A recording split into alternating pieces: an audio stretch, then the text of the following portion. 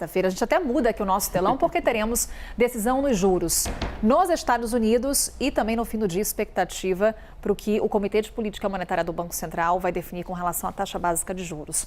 A aposta do mercado é para uma alta. É para uma alta. Aqui no Brasil, na contramão, Estados Unidos vindo com um corte de juros. Esse, por parte dos Estados Unidos, mais certo ainda, dado como mais certo, inclusive. Eu trouxe aqui algumas expectativas para vocês da Reuters.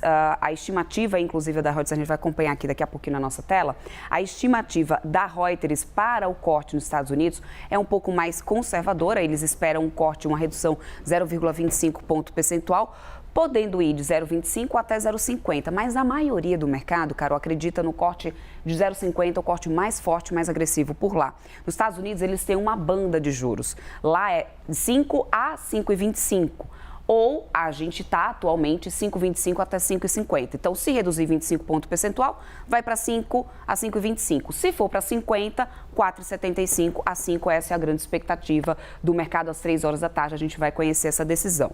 Aqui no Brasil, qual que é a maioria, o que toma conta aí da ideia de todas as estimativas do mercado? Um aumento de 0,25 ponto percentual, levando a taxa básica de juros para 10,75. A gente está em 10,5% hoje. Mas já tem muita preocupação, viu? Inclusive tem alguns setores já se manifestando quanto a isso, Carol. A gente tem a Confederação Nacional da Indústria, a FEMIG, que é a Federação da Indústria lá de Minas Gerais. Por quê?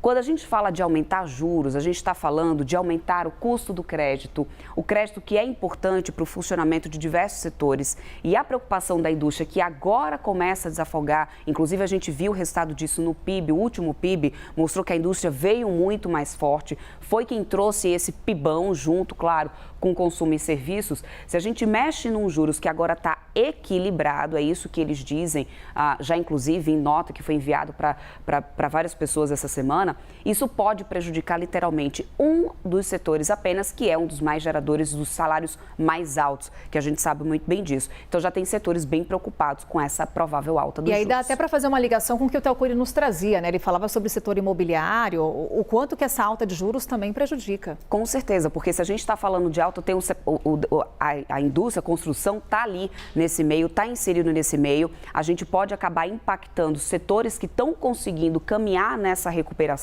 que já estão conseguindo chegar nesse equilíbrio. Ou seja, a gente tem um juros que ainda é muito elevado, ainda é muito restritivo, e nessa contramão, nesse momento em que a gente tem dados que ainda mostram que pode manter dessa forma, causam uma certa preocupação. É claro que o Banco Central não está olhando só para agora, ele olha lá para frente. E aí é onde pode vir alguma justificativa desse aumento de hoje, a ver o que vai vir no comunicado do Copom. Para a gente encerrar, Débora, por que o mercado aposta na alta? O que motiva o Comitê de Política Monetária do Banco Central para provavelmente elevar a taxa básica de juros? A gente tem uma expectativa de aumento de inflação no final das contas, né, Carol? Essa é uma das causas. A gente tem visto todas essas questões climáticas, o como isso afeta as safras, o como isso prejudica, tem atrasado algumas safras.